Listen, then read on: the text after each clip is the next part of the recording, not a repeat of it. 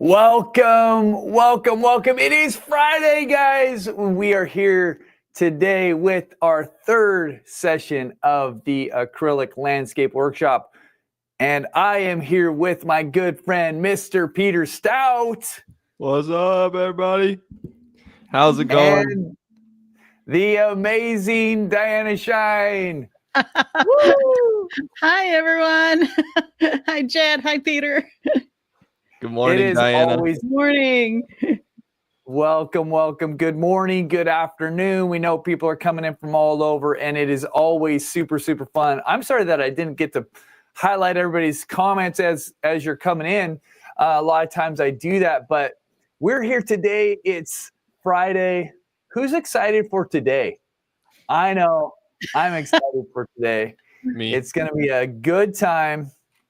And today's going to be a kind of a combo session where Diana's going to do the teaching, and then I'm going to do the demonstration. And so that is going to be really fun.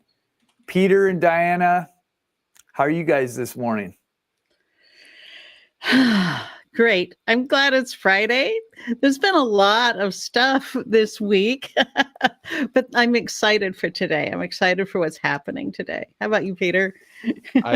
I'm totally with you. I didn't sleep super well last night, so I'm a little sleepy, but the class has me energized and excited to be here. So I know. I love this. Linda, all these people saying, I'm ready to go. It will be fun. I'm very excited. Yeah, I love this. So, guys, we're thrilled that you're here, and we're going to jump into it because we got a lot to cover. Yes. With the teaching and everything like that.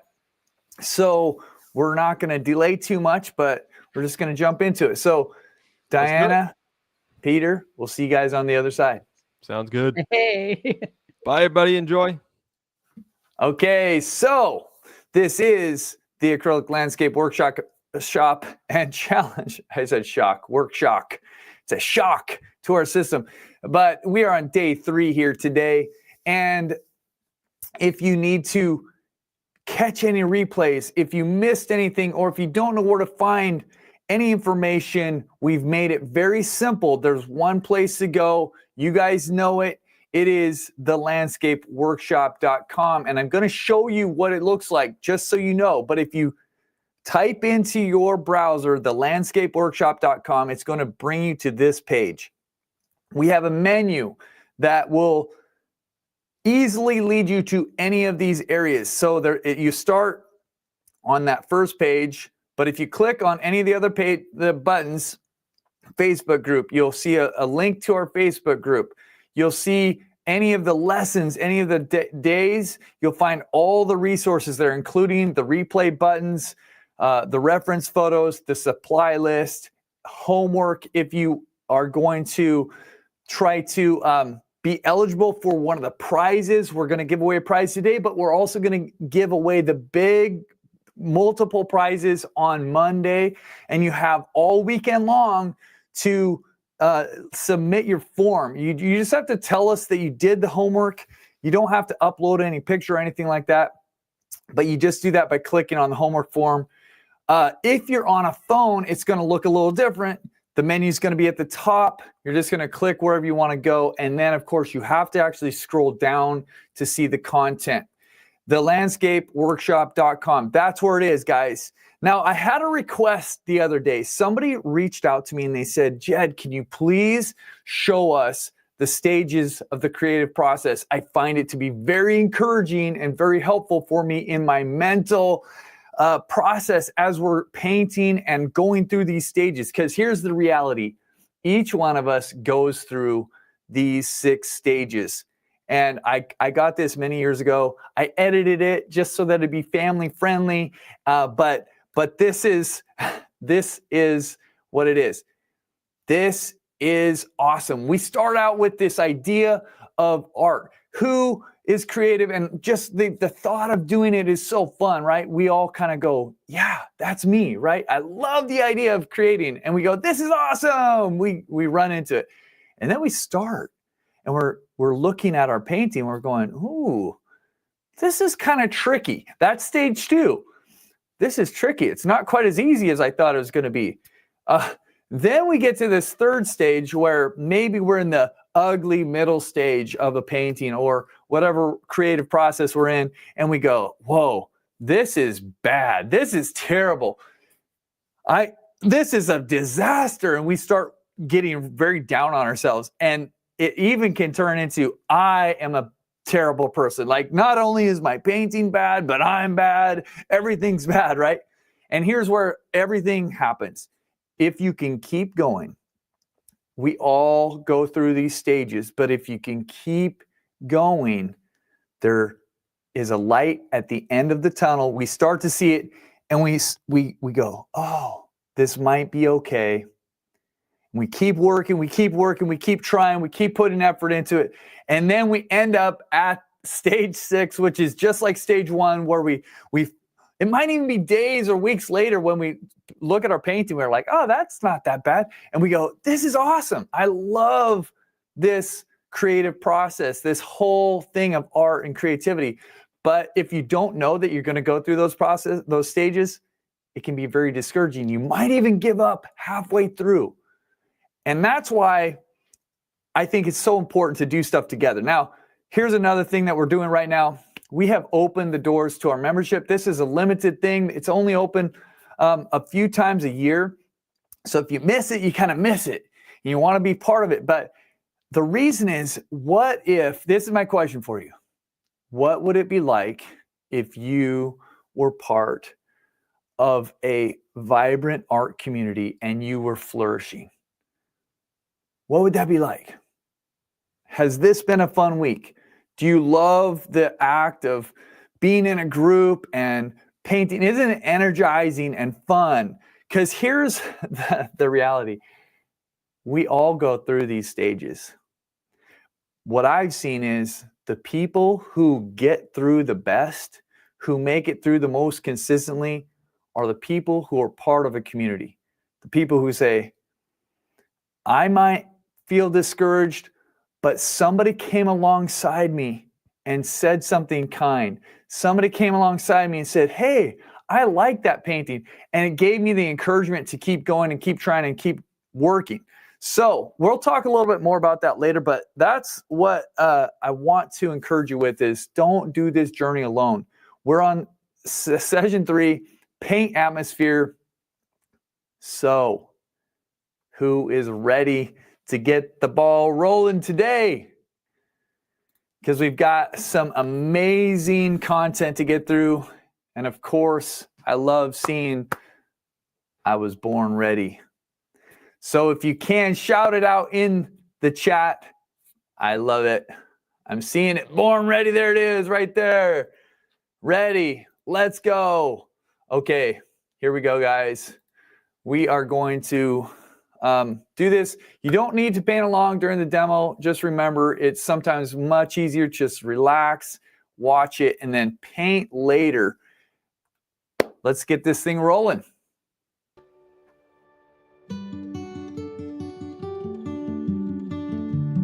We're talking about atmospheric perspective. And what does that mean? What does atmosphere mean? A lot of us think that atmosphere just means weather. But atmosphere is so much more than just fog and clouds and rain and weather. It's the actual air that envelops everything we see all the time. When we think about it, air is made out of particles, and the particles are lit by the sun. So let's take a look at some ideas about the ways that atmosphere affects the depth of our paintings. When we're in a plane, we can easily see the layers of atmosphere. We're looking through the air itself, and the air is creating a thicker and thicker and thicker event until the mountains disappear into the sky beyond. That's actual sky we're looking through. And in a plane, it's easy to see because we're looking at miles and miles and miles into the distance. So I need to find a way to describe this event to artists. So when we're painting a landscape or painting any kind of a painting that has a sense of distance, we can allow for the effect of the air itself to be involved. It's not just a backdrop, it's part of the scene we're creating. So here's the way I describe it to my students. Think of atmosphere as if it were a transparent shower curtain that we drop between our eyes and the distance. Then when we look through more atmosphere, another shower curtain drops. And we look through more atmosphere and another shower curtain drops. That's sort of the way to think about how atmosphere changes color, changes the value of the colors you're using, and changes the intensity or brightness of the colors you're using. Here is the image in just the absolute raw data to create a sense of atmosphere, and I'll talk about it further in just a second. But here are some mountains in Tuscany, and you can see the atmosphere here isn't blue like I lowered before. It has a sort of a warm purpley color. Each hill going back into the sky becomes a little more sky colored. We're actually looking through the sky to the mountains in the back. And we can easily see the veils of atmosphere as they descend, as we progress through the mountains.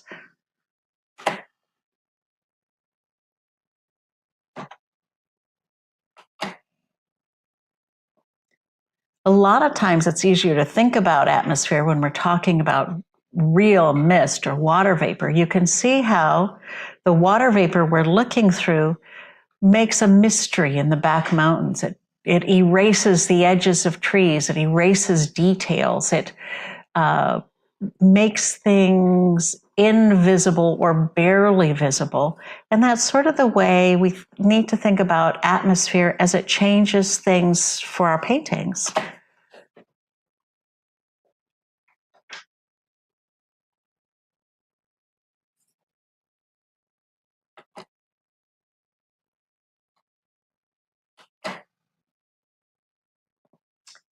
Here's another scene in Italy, a tree and some mountains beyond.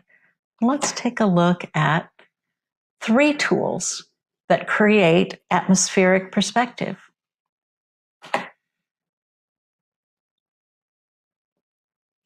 These 3 tools are the value jump and the value of shadows, the temperature of the color, and the intensity of the color. Let's look at this. Here's our image. In the far distance, I've created a little box around the mountains, and then I've put them close to the foreground. Let's take a look at these.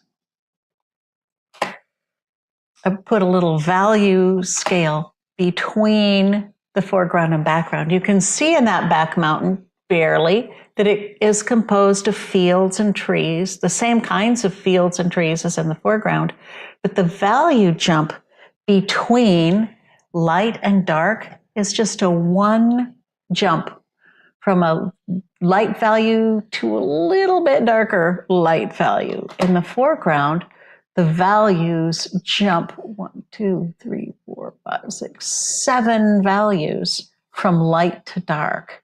And that value jump tells our eyes that these things are closer.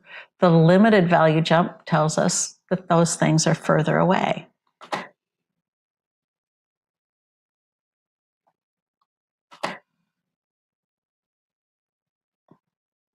So the value jump is minimized in the distance. The distance is also cooler, meaning a little bluer, and the colors are duller. In the foreground, the value jump is larger. The foreground colors are warmer, meaning they tend more towards yellow or orange. And the foreground is brighter. Let's take a look at some more. Value jump. Let's look at how the jump between light and dark values affects the way we see distance. Here are some lovely women walking down a path in Italy. And I've circled a foreground piece and I've circled a background piece. Let's take a look. Inside that background hillside, there are trees and some orchards and grasses, very similar to what's in the foreground. I've numbered the value scale from 1 to 9, white 1 and 9 is black. And you can see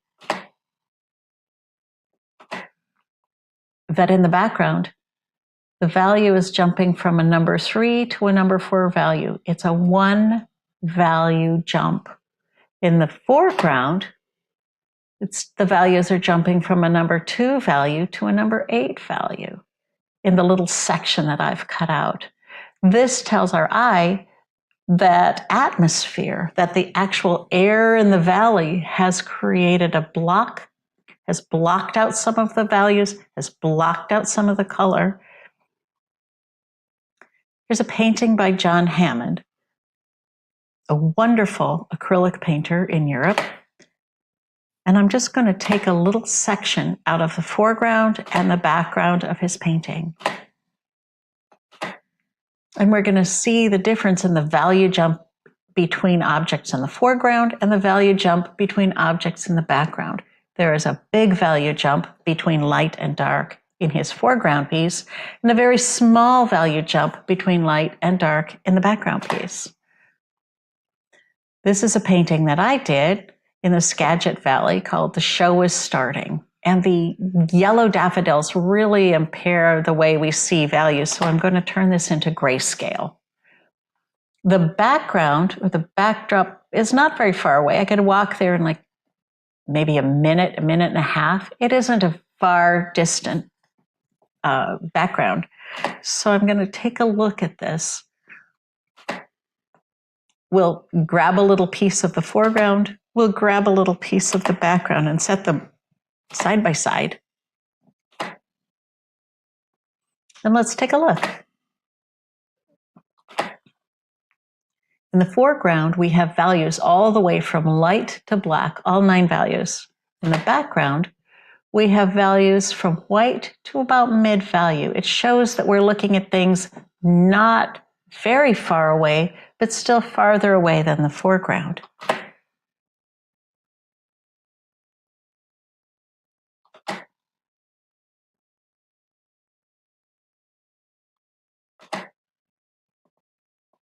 In this painting by John Singer Sargent, I want to just look at the little figures on the left-hand side. There they are. I've singled them out. Let's blow them up so we can look at them. This is a watercolor. The figures were actually quite close together in the painting, but you can see the figures that were in the foreground are painted a little bit darker than the figures that were just slightly behind them, giving us a sense of perspective. Here's a painting that I did many years ago called Still Life in Teal. And I was looking out a window from my studio, and to create that sense of distance, I exaggerated the value jump in the background. So here you can see that the value jump is large. And here in the background, even though that background is just about 1.5 feet away, I exaggerated the value jump so that it would retreat into the background.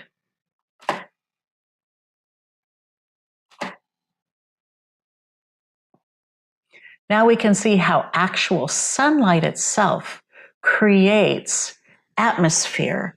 It doesn't have to be clouds in the way or dust or dirt in the air. The sunlight itself actually ate a hole in this mountain and created a veil of atmosphere that creates a value difference between the foreground and the background. The next thing I want to talk about is the temperature of colors.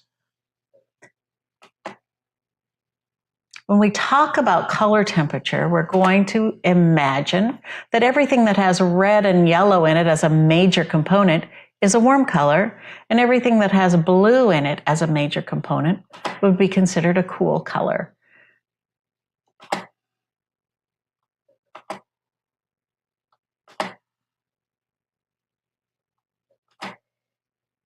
So let's take a look at this picture from Maine of some rocks and water.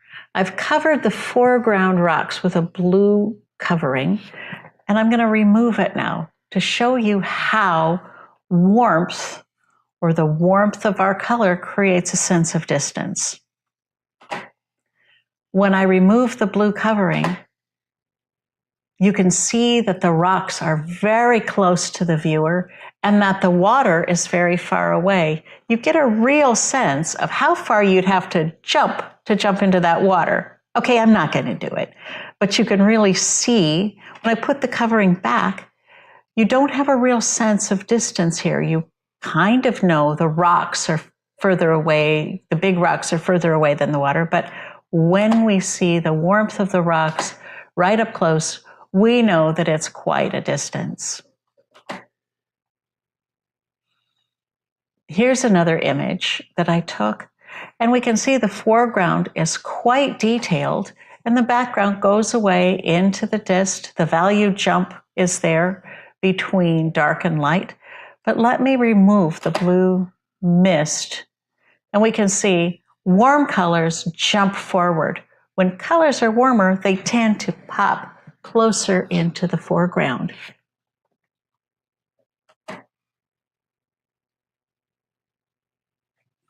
In this picture, where it's an evening, there's a lot of mist in the air, I'm just going to look at this little villa and then look at some of the background behind it, and then some of the mountain behind that. And we can see that the yellows, or the yellows inside the greens, are brighter yellow and warmer than the greens in the second left-hand circle. And everything is warmer than the greens in the background. The greens have almost disappeared and faded into blue. The background mountains have become blue. If you squint, you can see that the mountains in the back are no longer green at all, even though they're covered with green grass. What's causing them to turn blue? Atmosphere.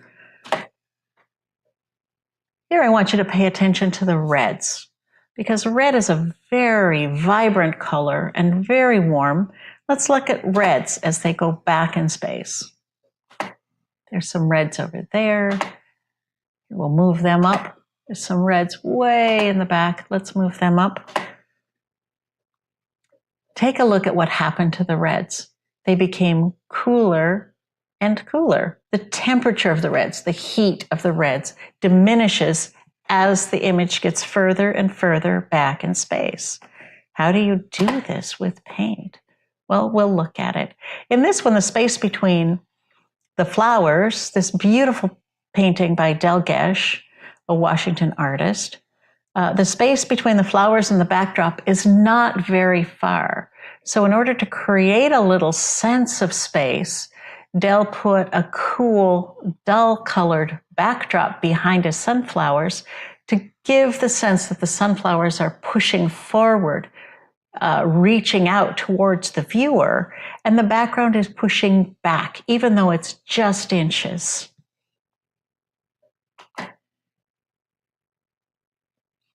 Imagine if that background was bright yellow, the sunflowers would just disappear.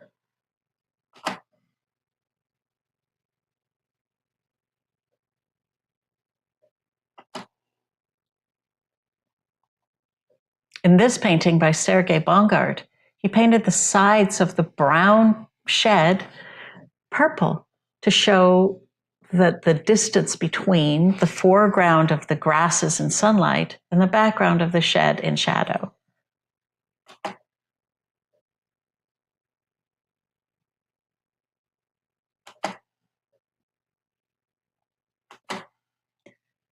When I talk about intensity, I mean the brightness or dullness of a color. Let's take a look at what I mean by intensity. In this image, all the flowers are about the same distance from the viewer. When I reduce the intensity of some of the flowers, one flower looks as if it's closer to us. The flower on the left is more intense or brighter than the other flowers, and it looks a little bit closer to us.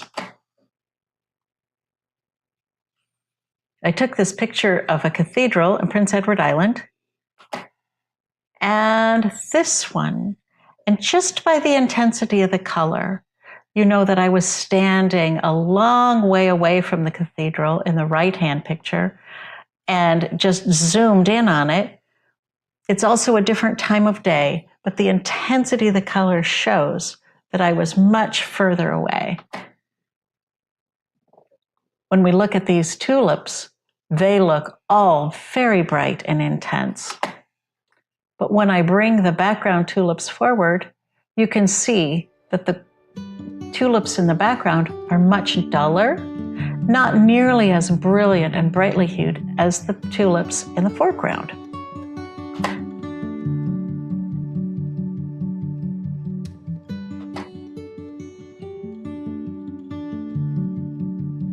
And here, once again in Italy, we're going to look at the intensity of the color between the foreground, grasses and plants, and the background.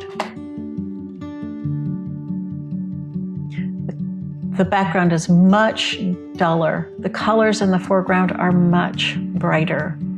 And so you can see how when you shift intensity, you also can shift the way the viewer sees near and far.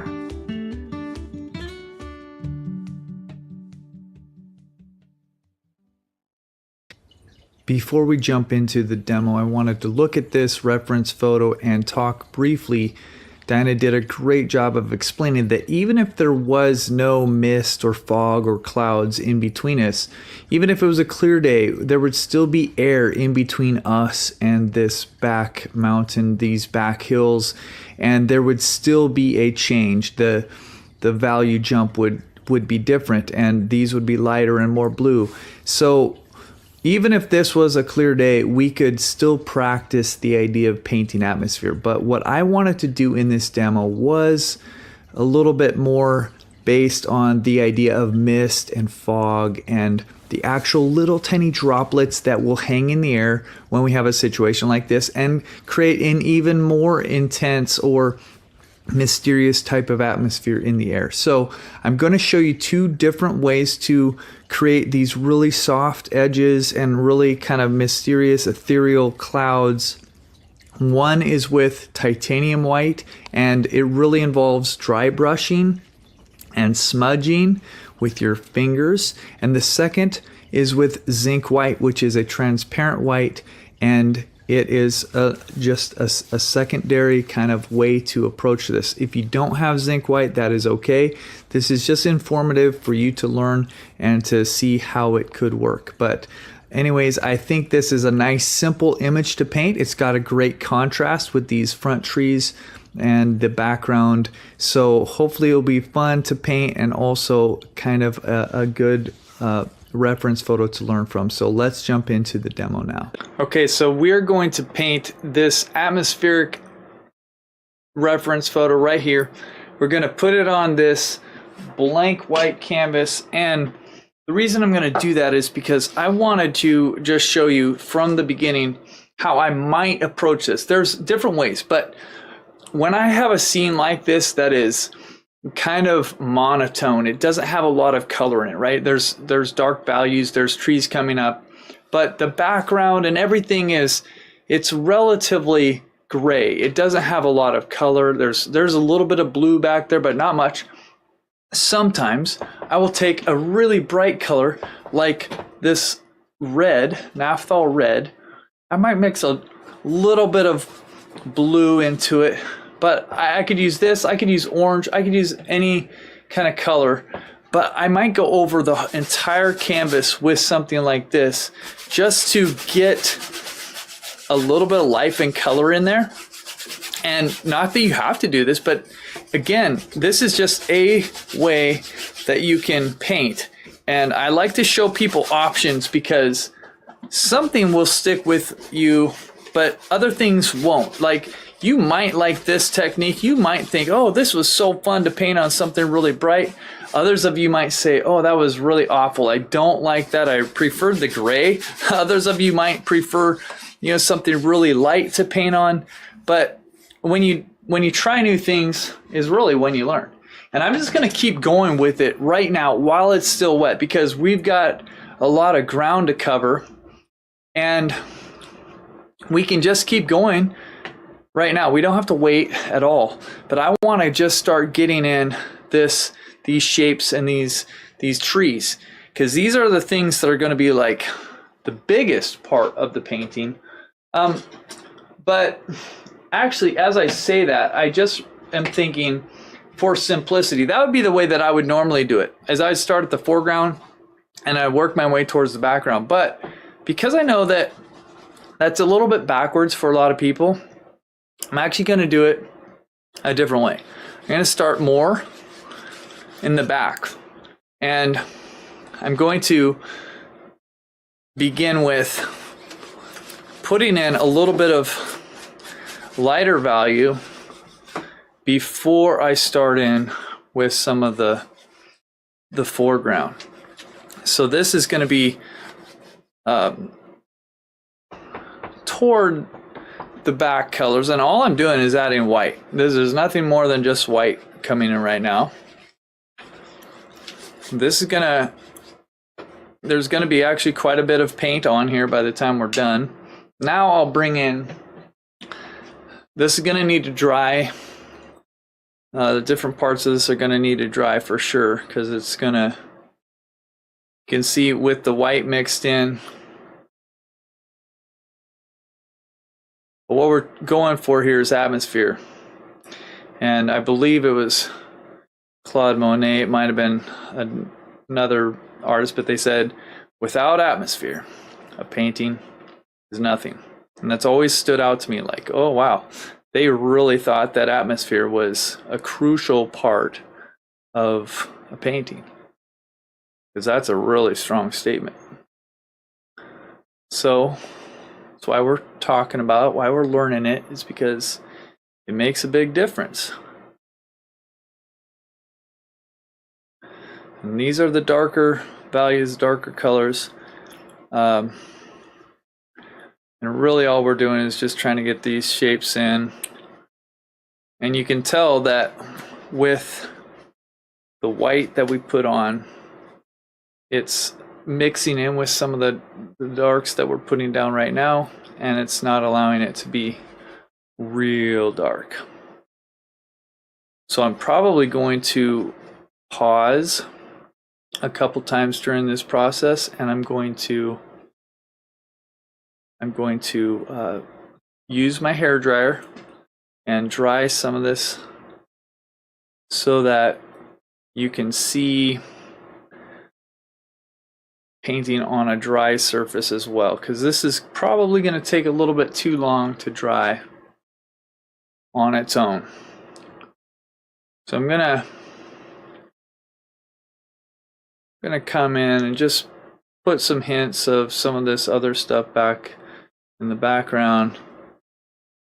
We've got a couple hints of, and really all I'm doing is I'm allowing that wet paint to stay on there. It's still wet back there, and I'm just kind of trying to hint at some of the hill in the back without putting on too much. Just giving me some ideas for where it's at. And I might even simplify it. There's another one back there, but I have a feeling I might just leave that one out. And then I think I'm gonna make this tree a little bit taller. I'm actually gonna bring it up more like that, so that this hill, these kind of mountainy hills in the background here, they might be right below the top of that. I kind of want that tree to be the tallest part of this.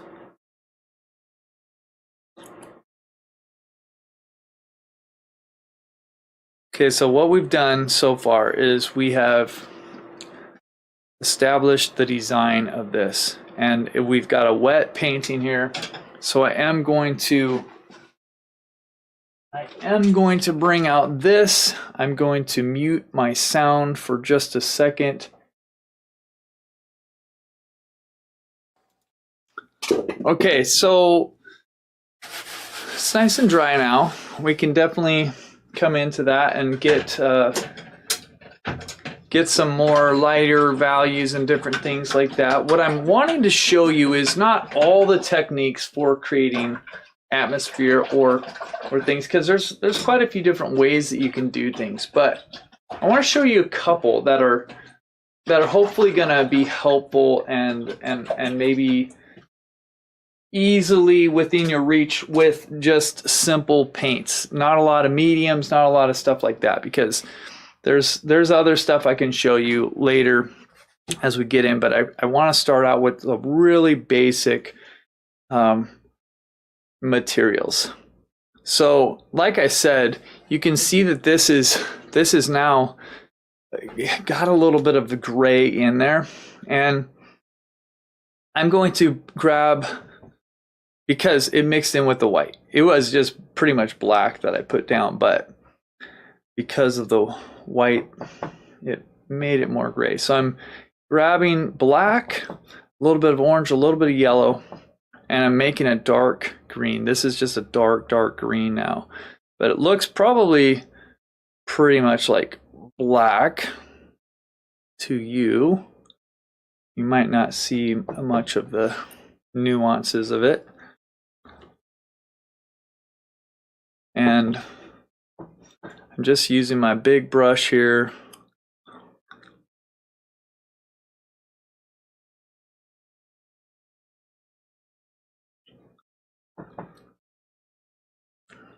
And I'm looking around to see, like, I might not go back into all of this. I might leave some of that back there with the more of the gray. Not sure. Some of this has more variety, like it's got a little bit more yellow in it, a little bit, it's maybe a little bit lighter in some places, things like that.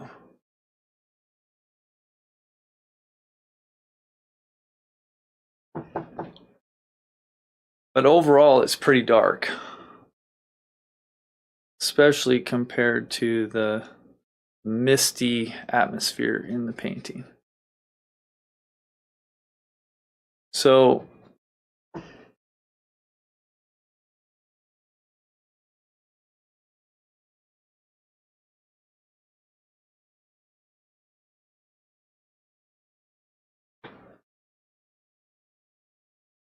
okay, I feel like that's starting to get where we want to go.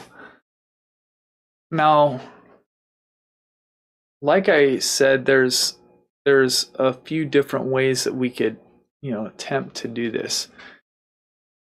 But a lot of times I will start here at the beginning or at the foreground and I'll work my way back, but I'm going to do a little bit of both. I'm going to start at the back right now.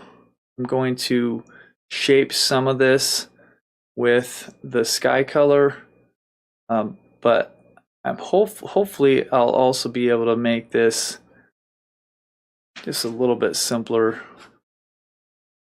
than all the shaping with negative painting. I'm hoping that I can make it a little bit more of a back and forth kind of painting experience, meaning putting in the sky color. This is straight up white right now.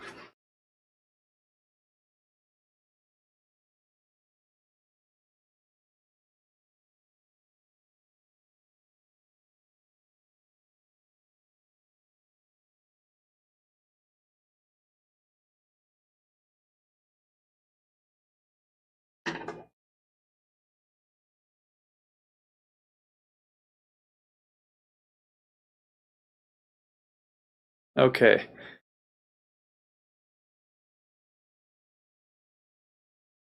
Now what I'm going to do is I'm just going to add in a little bit of blue.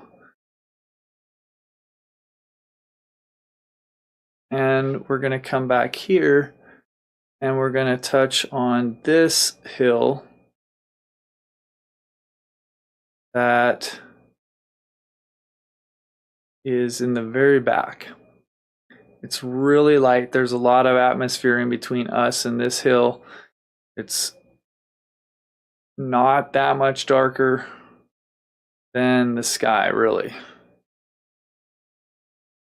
I mean, you can tell the difference, of course, but it's pretty light.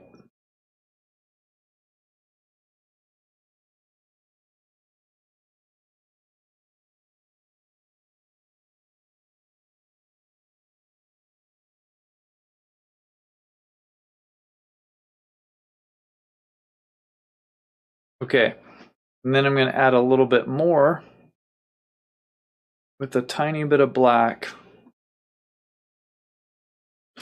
A little bit more black than that for this area.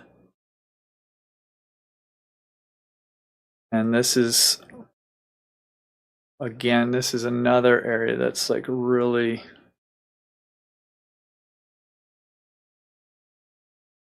softened by the haziness and the mist and the clouds that are kind of in between us. Some of that comes all the way down.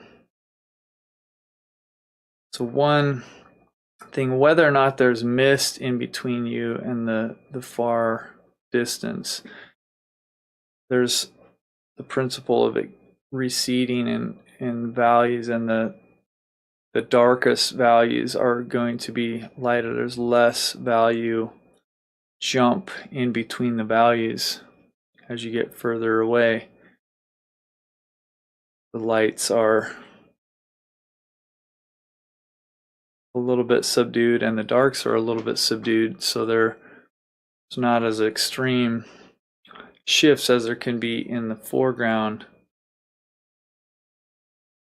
And that's gonna be no matter what, but when you throw this fog into the mix, it can subdue that even more, because it's like putting a veil in between you and the subject. And you can't see even the subject very clearly. Oh, I guess I accidentally did add that hill over there.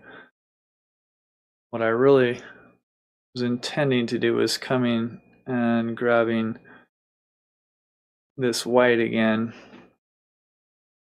And now is where really for the first time I'm going to start doing some of the technique that I would consider to be like more of the haziness and trying to make it look like this fog, this mist is in the air. Up to now, we've mostly just kind of established the values to some degree. But this is where it's actually kind of fun. So this would be, like, I have a color here that is going to be the color of the mist. It's not pure white. It was a mix with kind of this blue-gray and white. And so it's definitely lighter in value than the trees that are back here. But it's not as light as it could be. We have quite a bit of room to add a lighter value if we want to or need to. So here I'm coming in and I'm going to just begin shaping now with some of the foggy color. So everything is going to just, I'm looking back and forth. I want to be aware of where in the reference photo is the cloud, because I don't want to go, I kind of want to be true to what's there. And so I'm looking up and it looks to me like it comes down a little bit further over here. And if it's, so the difference is, like, these trees have pretty distinct edges against the fog, even though they're soft, because what we learned about trees is that We want to keep some broken, softer edges on them, all that. That's still true. However, it's different than the edge of the fog, right? The edge of the fogginess is like, whoa, that's even more soft, right? It's like complete softness. So again, I'm coming with my finger and I'm smudging those edges. I'm rubbing them out a little bit to get that softest edge right there, right? That's what I'm going for, is that might be the softest edge that I can get. And some of those places, you know, maybe I need to make that a little bit lighter. Maybe it wants to be a little bit more just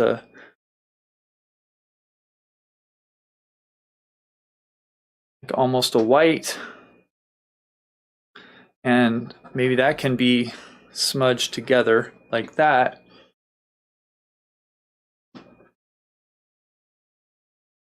And we can kind of come back and forth in this to create those soft edges and lost lines and mix things a little bit. Maybe that needs to be a little bit darker up there, you know. So paying attention to the value of the fogginess as I'm putting it in. As even though it's all kind of white clouds, if you look closely, it's not all exactly the same, right? It's like some of the sky looks a little bit lighter than other parts of the sky, and maybe some of these places are more clear than other places. So how do we go about portraying all that? That's the fun of this, is trying to figure that out. So adding in a little bit of lighter cloud in there. And then this comes down and you can kind of, again, you can kind of see through, like down here it gets a little bit lighter. It's not lighter in value, but the veil is a little bit thinner, so you can see through to the hill a little bit more down there.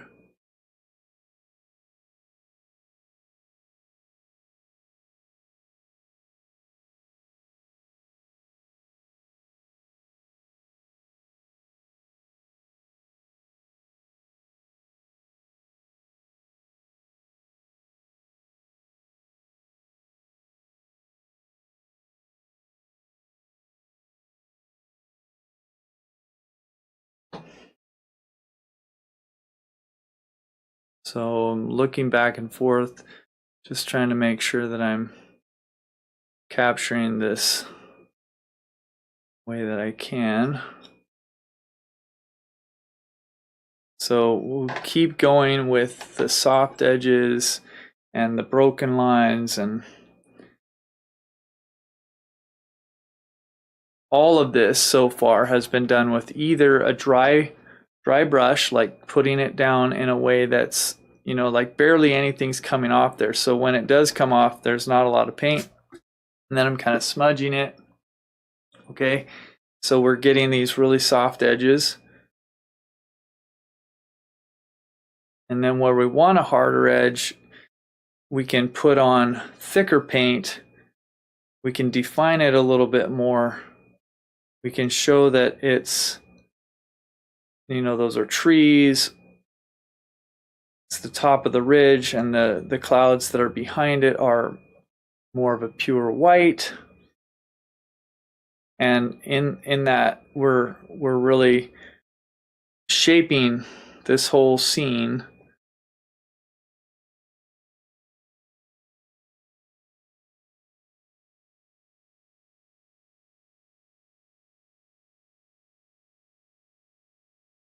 Just like that.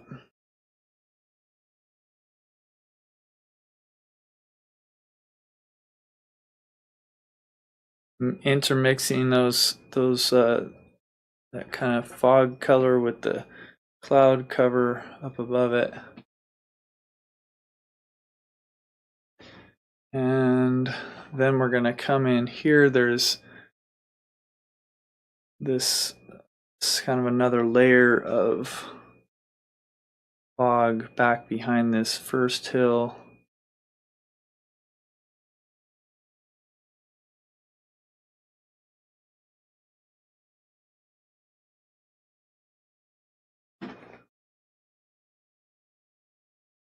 I'm probably going to keep the top edge of that fog a little bit lighter than, when I say lighter, I mean thinner and less defined than what I see in the picture.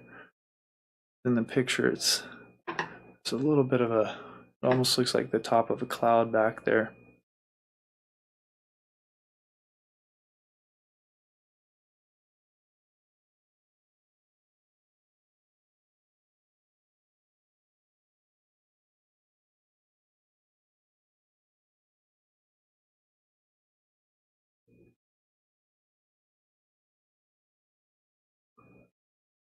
Okay, but we're defining the front trees, and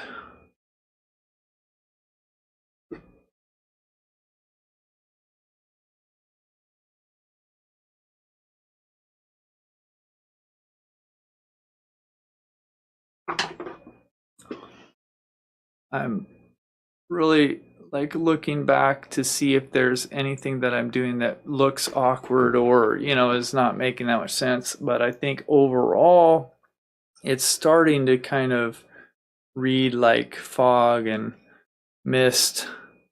Ooh, that's a lot of white right there.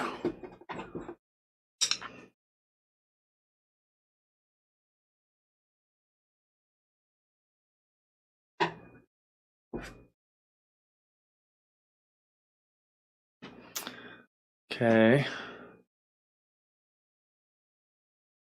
We also have this hill back here that's, I wasn't going to put in at first, but I kind of did put it in.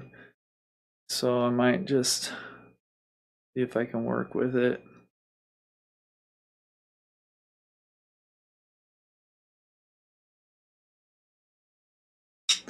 Maybe something like that.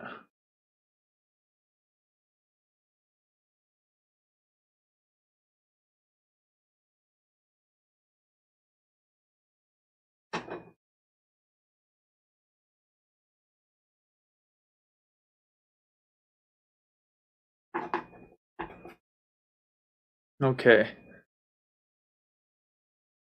So then what I kind of feel like doing is defining this the top of the hill here. That hill at the very back. And that'll mean defining this front tree a little bit more too, more than likely here.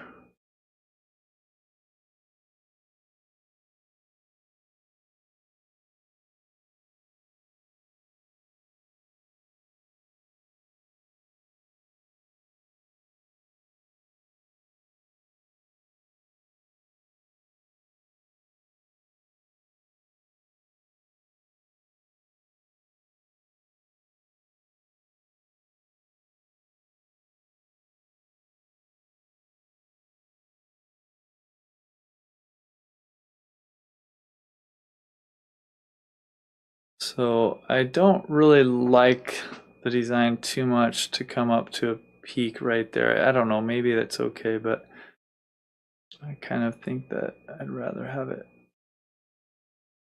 do something a little different.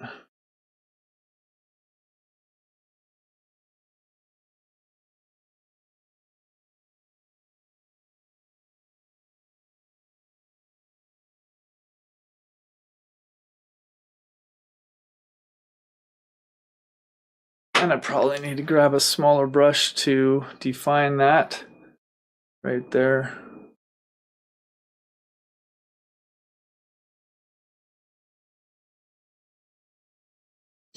Okay.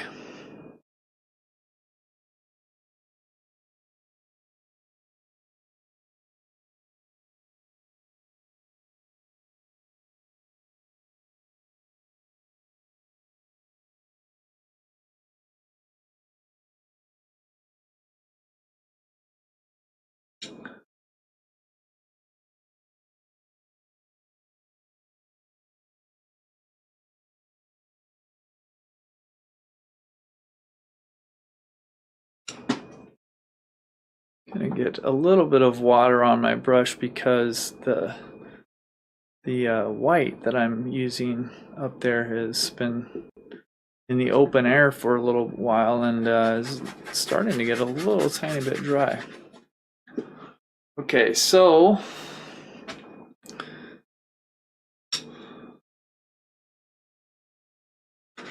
some of this could be a little darker to add in a little variety into the sky.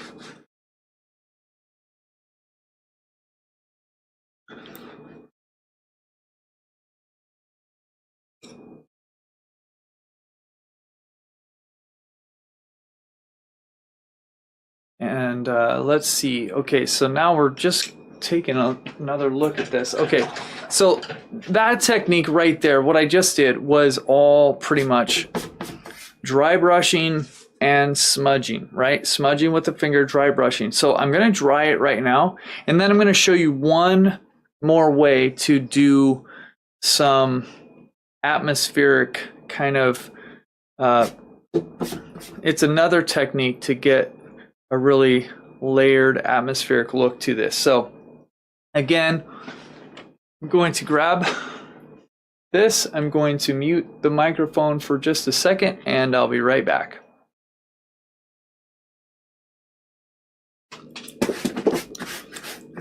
Okay, so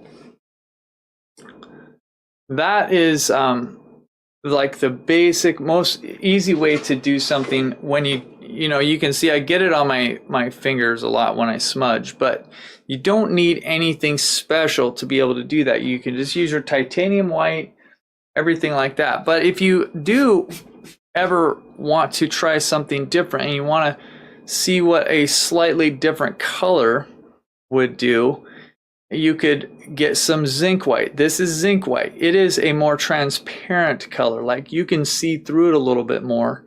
And so it works slightly different than titanium white. Titanium white is much more opaque and it covers other darker colors easier. Zinc white doesn't cover the dark colors as easily, but what it does is it shows through a little bit, so you can do layers with it. And you can get it either in fluid white, like this is a fluid white, but you can also get it in something like this. This is a normal, it's not, I don't know if this would be heavy body, but it's more of a heavy body color and or paint, and you can get it that way too. I sometimes like using this in the fluid because that means it's already got more medium in there than if it was just a straight up color. So, and you can mix this with other colors, but if I put this on, you can kind of see how it's not that opaque, right? It's showing through quite a bit of that color that's underneath, and you can still wipe off this color. You can, go like put a little bit on, take a little bit off. You can mix this with water if you want. You can add, like I just said, you could add a little bit of color to it if you want.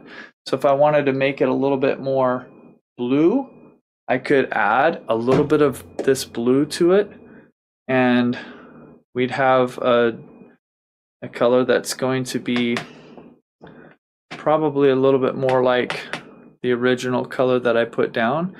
You can see it's got more of a blue in there, so it's not going to be as white, and so it's maybe just a little bit more subtle than the pure pigment zinc white going down. This is going to have a little bit more blue. You can see that when it comes up into the sky a little bit because it's set against.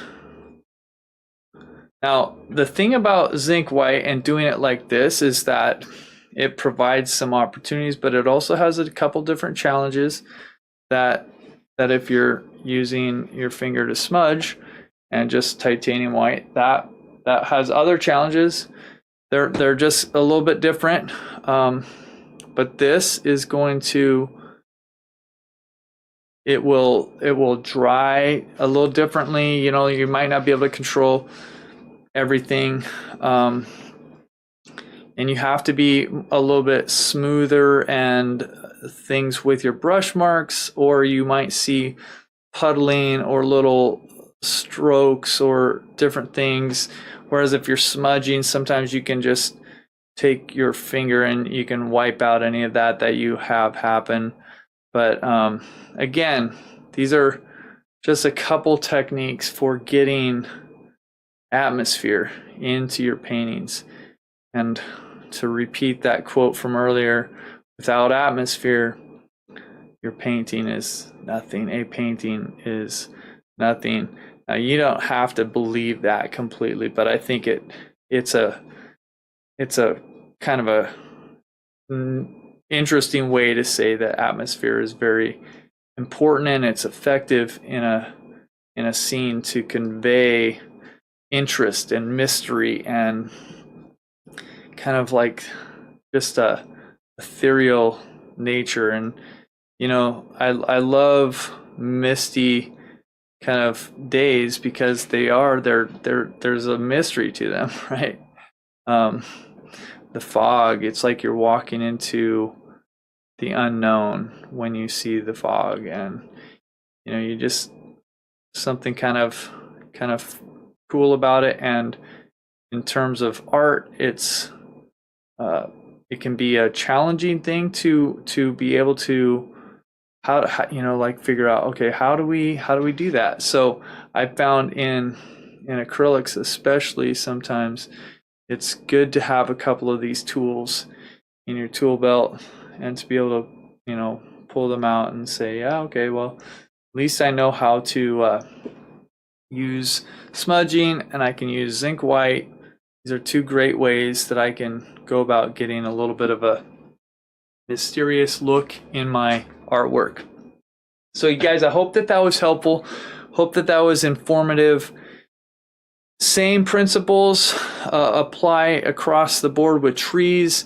We want to break up those edges. We want to keep them interesting, and that also can be done with this zinc white or with smudging, because if you have an edge that's maybe a little bit too hard or something like that, you want to soften that edge up.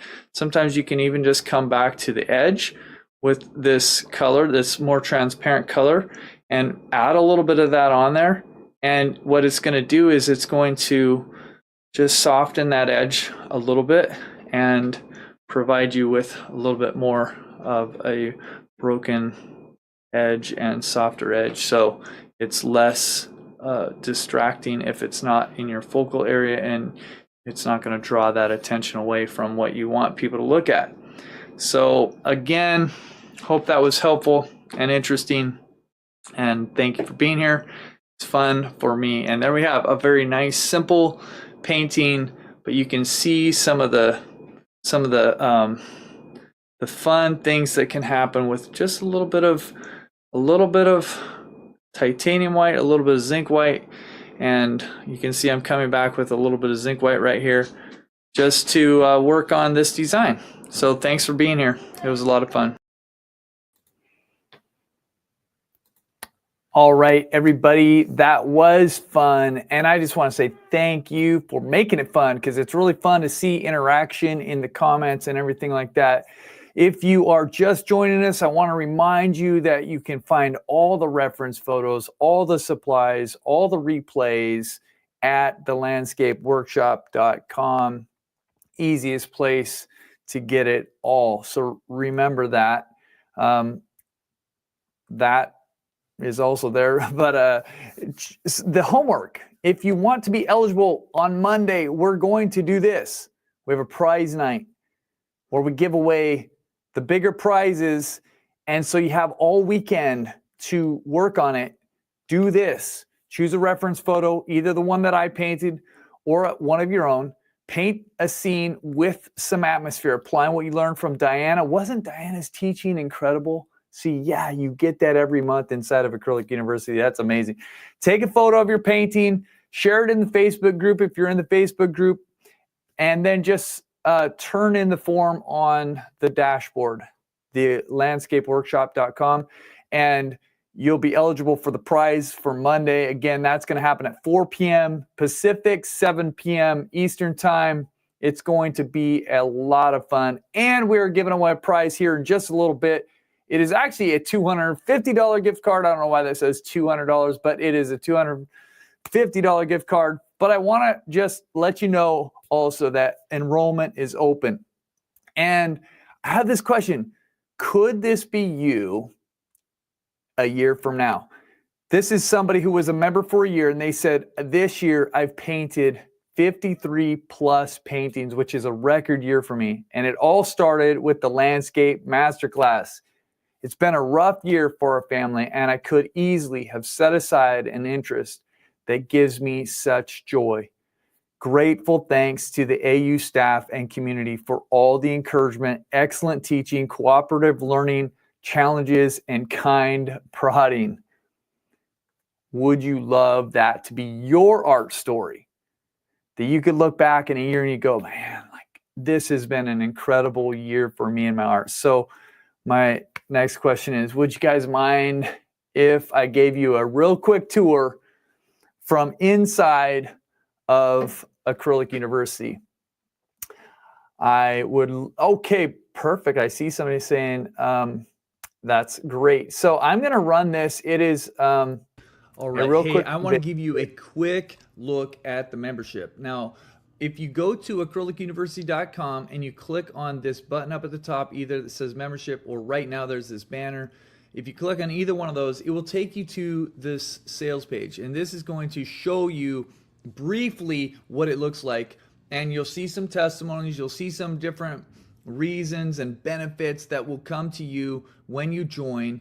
And it's going to give you a brief introduction to me, to Diana, a few paintings of ours. It'll show you some testimonies of people who are real members. These are real people who have been through courses a little bit and they're writing us of their own volition. I've been learning so much. Wow, mind blowing. I went to school as an art major, but I've learned so much more with you guys than I did in school. Sandy wrote that. That's a real person. I'm not making this stuff up. Okay, so there's tons and tons of people that have come through and have given us similar testimonies. We can only include so many in here, but all that to say that as you scroll down, you'll start to see more and more testimonies, different things like that. It'll show you also a quick overview of what the membership looks like. So each month we have a schedule. We have week 1, it's a workshop with Diana. Week 2, we do a guest demonstration or an artist choice is what we call it, because sometimes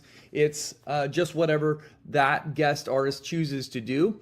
We have a week 3, which is Discover Your Voice with me. That's where you are working on developing your own style.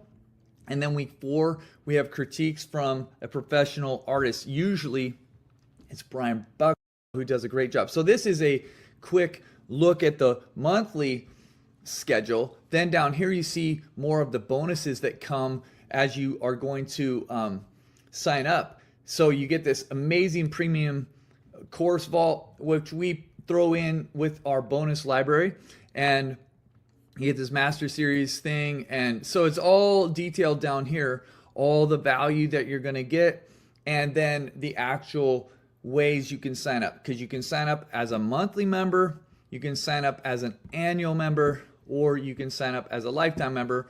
Obviously, it's $49 a month. There's no contract. You can cancel anytime. Sometimes I just recommend people to sign up. If you're unsure, hey, just sign up for 1 month, see how it goes, and then you can upgrade later.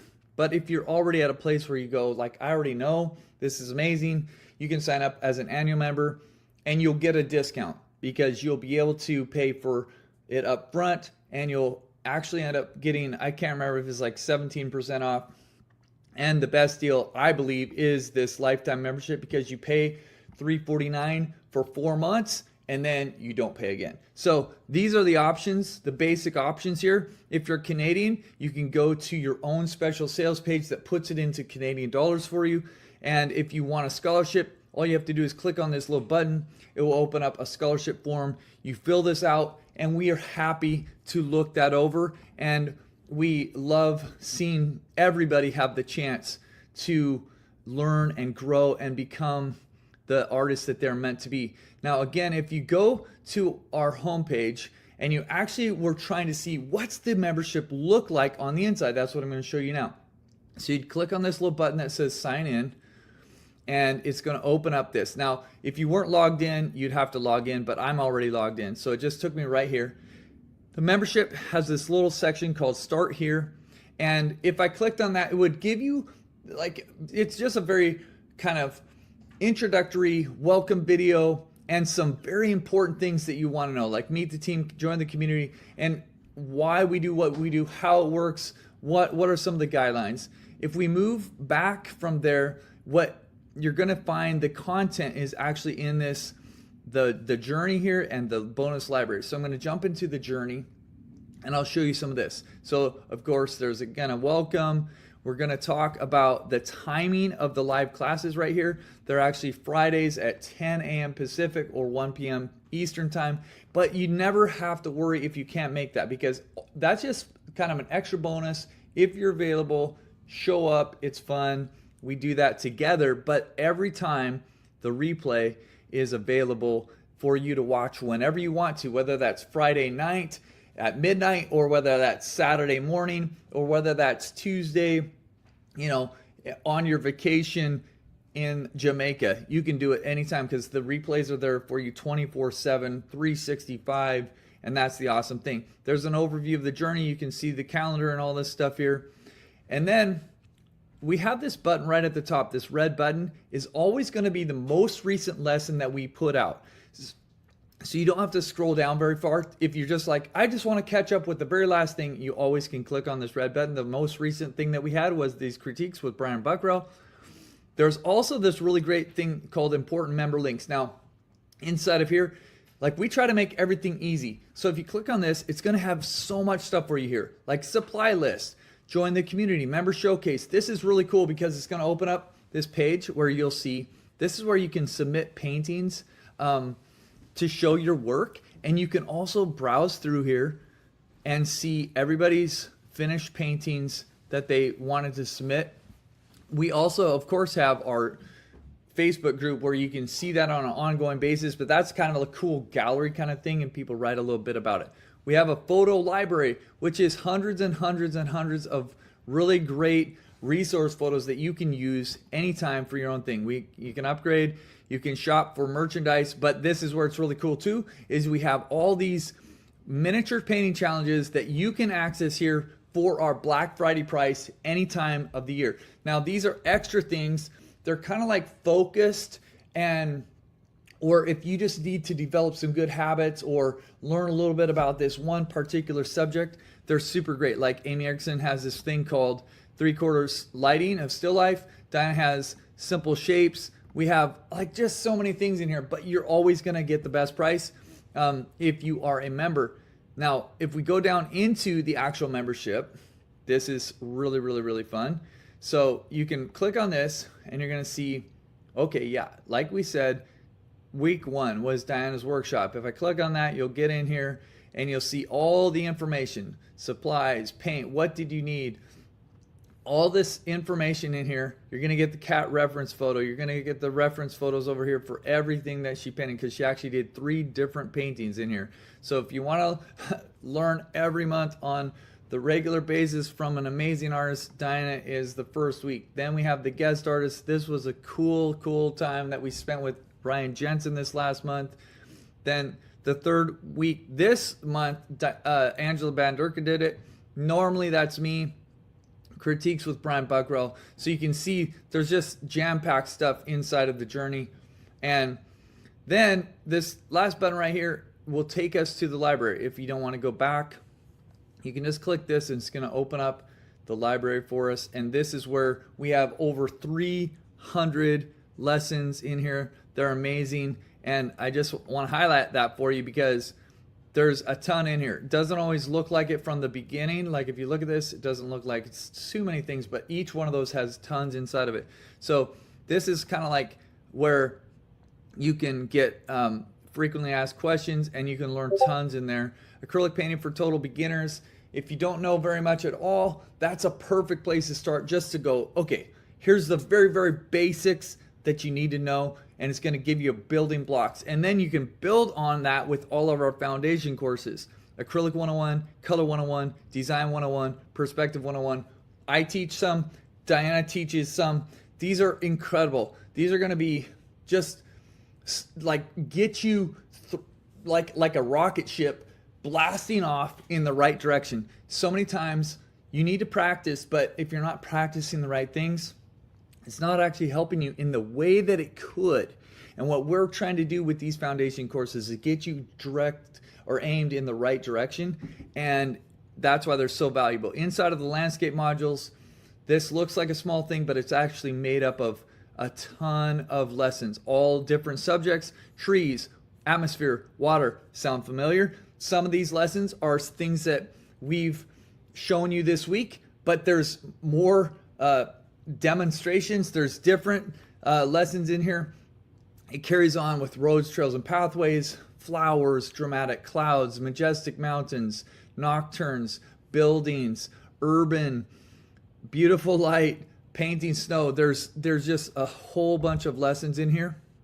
And then of course you can go into every masterclass or workshop that we've ever done. You can watch through these. That's a treasure trove of lessons. The Color of Light and Shadow, a premium course from Diana that's all about color and light and shadow, and just the most incredible instruction in here. I can't even begin to tell you how much that's worth. You go in here and you have the Still Life, another just enormously helpful course by Diana that will give you what you need to be able to paint anything, literally anything. It's all built on the stuff that you're going to learn in the Still Life. And then the Plein Air Adventure is this final course that we have in here, which is if you want to take your work outside, this is going to give you the essential information that you need to know to be able to have fun and enjoy painting outside. So guys, this is what your journey and the library inside of the membership look like. It's jam-packed with stuff for you to grow and to learn and to have fun. And on top of that, you have the things like our Facebook group, which is just like going through this workshop. It's so awesome, so fun. Imagine being part of this on an ongoing way. Imagine just being able to take this journey with your friends and always be having people to talk with, having people to work with, having people to enjoy this process with. So this is the Acrylic University membership, and I appreciate you hanging around and listening to me explain what it's all about. I think I said what this is all about. But here's the deal, guys.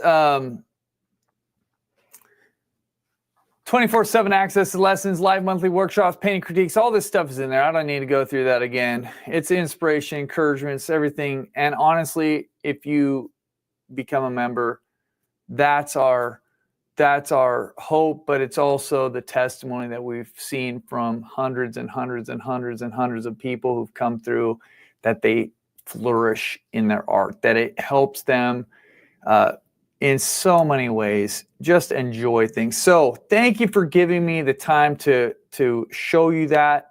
We are going to give away a $250 gift card right now that we will do this. Let me just see if this thing worked for me. I have to. Oh, yeah, it worked. It worked. I have a program that I use that is called Wheel of Names, and I love it. But it is slow because we get so many people who fill out the form that it takes a long time. I don't know if it's made for I don't know if it's made for the amount of people that we have. So who's ready for this though, you guys? Who wants to see who won the prize today? I'm gonna count this off and give this away here in 3, 2, 1. Let's go.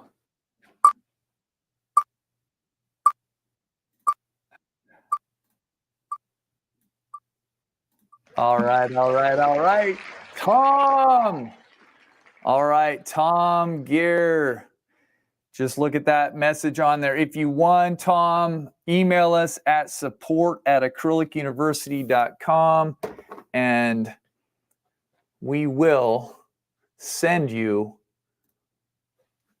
this gift card. If you're Canadian, we might even be able to get you something that is a Canadian store. So prize night, don't forget about this. It's going to be Monday, so you have all weekend to do any of these exercises that you can then let us know, fill out the form by Monday morning, and you'll be eligible. Again, today was this, but on Monday, we're going to be giving away quite a bit more. That is the celebration that's happening then. It is time for our Q&A. So I'm going to bring Diana back up here. Thank you, Hi. Peter. Woo. Rolling. Yeah. That was a lot of Turn your mic on, Peter. Yeah, I'm good. that was a lot of stuff, Chet. Acrylic University has so much stuff. It's unbelievable. There's years and years and years of workshops, classes, tutorials, just it already recorded, but then there's all the live stuff too, which is just amazing. And Yeah. I'm so happy you went through that all. It's overwhelming. And I'm part of it. Yeah. It's great. absolutely crazy, guys. You get 6+ hours of live teaching every month, plus all the hundreds of lessons for $49 a month, less if you sign up for annual or lifetime. There's really, the value is crazy. And we really, all the effort that you have seen throughout this class, we pour the same amount of love and effort into the classes on the inside. You will not be let down. We care about you guys, and yeah, we we absolutely love doing this. So we do. And the way that I like to think of it is because it is a lot. There's a lot. But if you were to find yourself on a journey and you didn't, how do you use Google? You use Google when you come across a question and you say, oh man, how would I do that thing? And you go, Google, tell me how to bake a cake, whatever it is, right? And so you go and you find the information that you need when you need it, where you are at. And that's a little bit about what the library is like inside of Acrylic University. Mm-hmm. It's like there's no start time. There's no, you don't have to keep up with anything. It's really just kind of like going into your public library and saying, oh, hey, I want to look at that one book that's going to teach me about how can I paint flowers today, right? And you're going to pick out that video lesson, you're going to watch that. Or you're going to say, man, I'm kind of struggling with my, how do I create the right shadow color? And you're going to Diana's course on light and color and shadows, and you're going to pull that course out. You're going to find exactly what you want. And that's what's so great about it. But it is time for questions, and love to crack me up. I love drinking out of a fire hose with AU. There you go. Very accurate. Very accurate. Funny, because sometimes I describe the way I teach as a fire hose because I put so much content in there. That's hilarious. So do you have to finish all 3 paintings for Monday? No, you don't have to finish all 3. You can turn in anything that you have, and you'll get credit. Basically, you get entered in with what, if you've done 2, you'll have 2 entries in for the prizes on Monday. If you finish 3, you'll have 3 entries. So that's the way that works. Awesome. If we want to sell stuff that we've learned from you, how do we recognize you? Yeah, you will basically, we have that information inside. Inside the membership. It's a little bit long to explain all of it, but basically you can sell stuff. That's the short answer. And there's more specifics in there. Yeah. How do you keep paint on your canvas wet? I don't paint as fast as you and Diana, so my canvas dries fast. Teresa, are you in a warm climate? Or do you keep your thermostat turned up? I keep the thermostat in my studio quite low. Below, low for me, I'm old, below 70. And I live in the Pacific Northwest, and I paint thick. So those things keep my paint wet. But if you aren't those things, you might want to consider a little retarder in your paint or paint a little thicker. What about you, Jed? You're an islander. You're cool and misty. Yeah. There's one trick that I do every once in a while. And if I'm painting on a canvas, this is how I do it. If I'm painting on a panel, it doesn't work. But if you have a canvas with an open back, you can spray and make the back side of that canvas wet and kind of saturated, and it will just, it doesn't really come through on the front side, but it absorbs into the cotton or the linen a little bit, and it just helps the canvas keep your paint a little bit more moist. That's one thing. If it's on the surface sometimes, and I really want to blend things together, I do have a spray bottle right here that I will mist, just do little misty kind of rain droplets on there, and that will also keep the paint, active and able to mix together. Good question. Okay, I see this. Everyone is so informative, kind and encouraging. These classes has been such a gift. Thank you, everybody. You are very welcome, Ruth. Thanks for being here. Yes. This says, how do you decide your underpainting color, warm or cold? And we talked about this the other day, but that was actually in, I think we discussed that. But I'll say, today was a good example of a painting that didn't have a lot of color in it. So I added color to the underpainting because I wanted it to have a little bit of life and sparkle. So sometimes I'm thinking about what is the overall color of the painting, and then I might use something that will go with that color or bring something out. Mm-hmm. What about you, Diana? I tend towards finding, like, if I've got an overall gray painting or overall green painting, I tend to get something warm underneath, like a warm toasty brown or a warm orange or a red. And those are my favorite colors to put in the underwash, but I'm not opposed to painting on black or gray or quinacridone gold. I've done it all. I experiment with it all. And it really depends on what you feel would be most appropriate and most helpful to you progressing through your painting. Like if you put a brilliant lime green underneath, it might not help you choose colors and values. It would hurt. And so you've got to choose something that you feel would help. Yeah. Good answer. Sarah says, I do a lot of traveling. If I sign up for the monthly amount, can I take some months off and then come back after a few months? And actually, yes, we have basically a way you can just email us and say, hey, I'm going to be gone. And I think that we can pause your account for up to 3 months. So that is an option that is available. Yeah. If you're going out of town for a month, you could just say, hey, I'm going to Greece. Can I pause it? And we'll pause it for you. Yeah.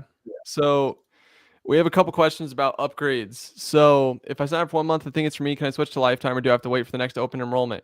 No, you can upgrade at any time just by emailing our support team. If you upgrade within the first month, your initial payment will be credited towards your upgrade.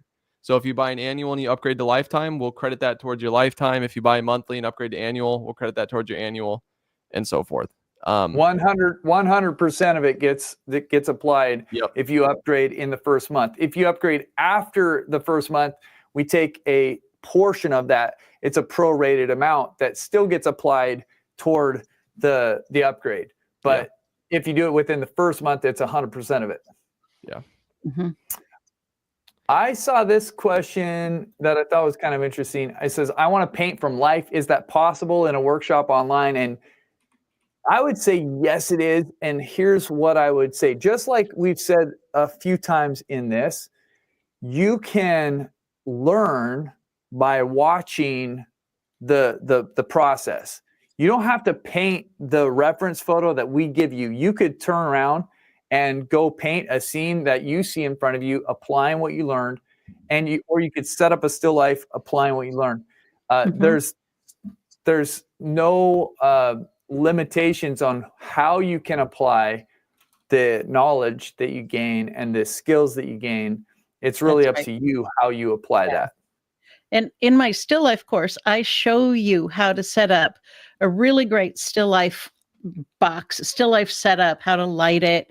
And then I know in the plein air course that we have, they really describe what you take out on plein air and how you approach plein air. So there are lots of teachings that would help you paint from life.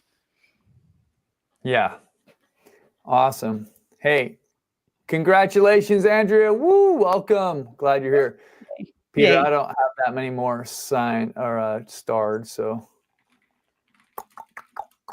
I saw someone ask what orange you use, and I thought I saw you mixing red and yellow, but Jed, what orange were you using today? Because I saw that. Was a mix. It was just a mix of my yellow and my red, so don't worry. I didn't have any special color there. It was just a mix. I do see this. Susan asks, is there a coupon I should have as I'm signing up? No, there's no coupon. I think it just, if you're on that checkout page, it just says, do you have a coupon code? But there is no coupon. Someone asked, do you guys do these free workshops often? If so, can I keep my email info? So we do this a few times a year. If you signed up for this class, you should get email notifications when the next one starts. So, yeah. Okay, I see this. Laura says, signing up for the classes monthly, how many classes do we get per week? Would it continue like we did these 3 classes? I really like working live with all of you. Oh, thanks, Laura. It's been fun for us too. What happens when you're in the monthly membership is we do a live event every Friday. So that's one of those weekly things that we showed you. Week 1 will be Diana. Week 2 will be the guest artist. Week 3 will be Discover Your Voice with me, and week 4 is a critique session.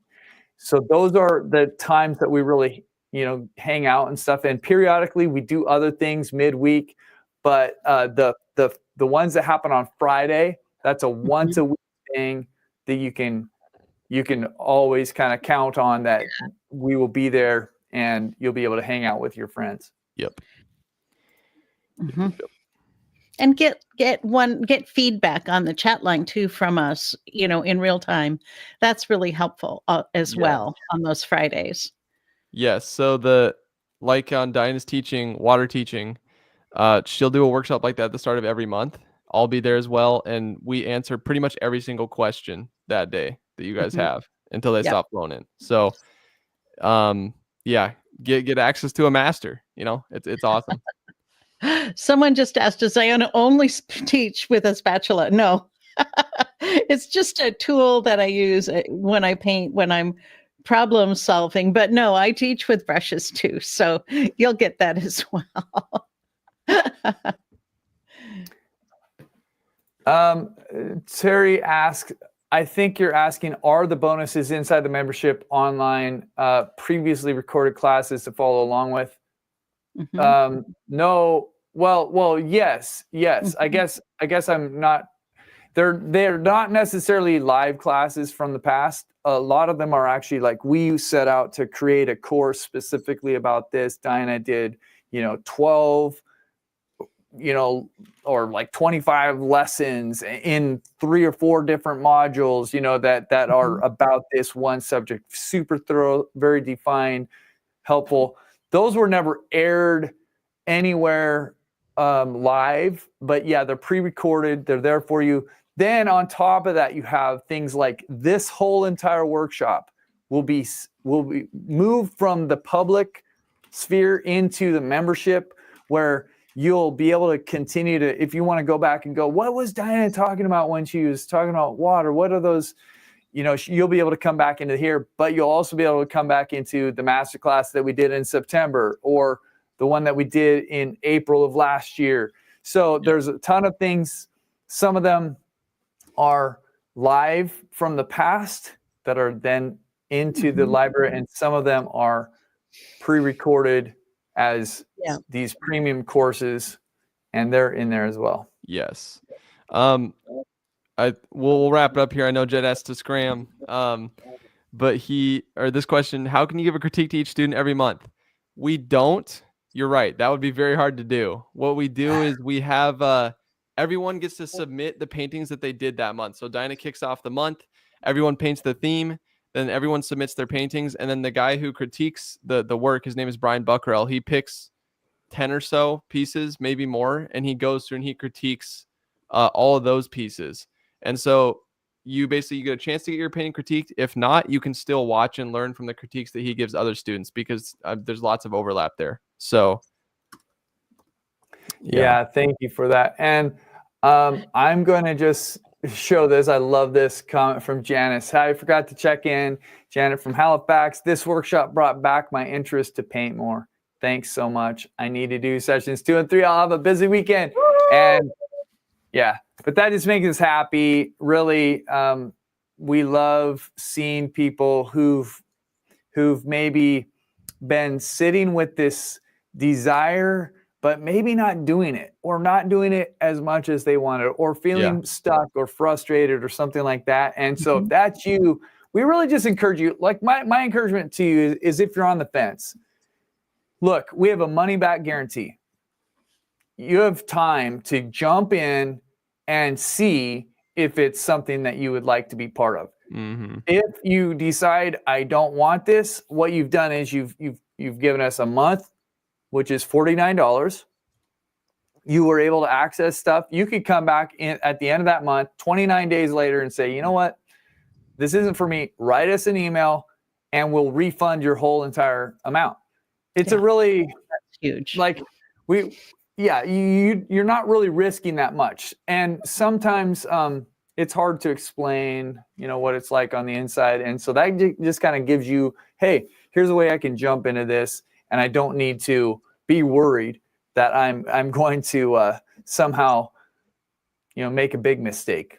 Yeah. If you don't like it, we'll just give you your money back and you can move on and do that. But if you like it, you love it, hey, stick with us for a while. We'd love to have you. We believe in you guys. Like, here's the reality. We believe in you. We believe that you're created in the image of the great creator. We believe that you have creativity inside of you. We believe that you are beautiful, wonderful, can do so much. And we also know that life can kind of just beat us down sometimes. Discouragement can beat us down. And sometimes our worst critic is our own internal thoughts, and we just either don't believe that we're good enough, we don't think that we have the capability, we just have these obstacles in front of us, and all we're trying to do here is just let's remove some of these obstacles, and let's help as many people be creative as they possibly can. And we believe that you are creative too, and that you have, beautiful ability inside of you, and we just want to help you flourish in that. Agreed. All right. If you guys have any more questions about the membership, feel free to first check the sales page, because we answer a lot of questions there, and then email our support team if you still can't get your questions answered. We love you guys. We believe in you, and we'll see you Monday. Bye. See you guys. See you Monday. Love you. Have a good weekend. See you Monday for the prize night. It's going to be a fun time. Jed and I are going to do dueling paintbrushes. It'll be fun and it'll be live. It will. It's going to be It a will. blast. It's going Right? to be so fun. Two So paintings, fun. same time, different outcomes. It'll be so fun. Yeah, absolutely. That's Bye, right. everybody.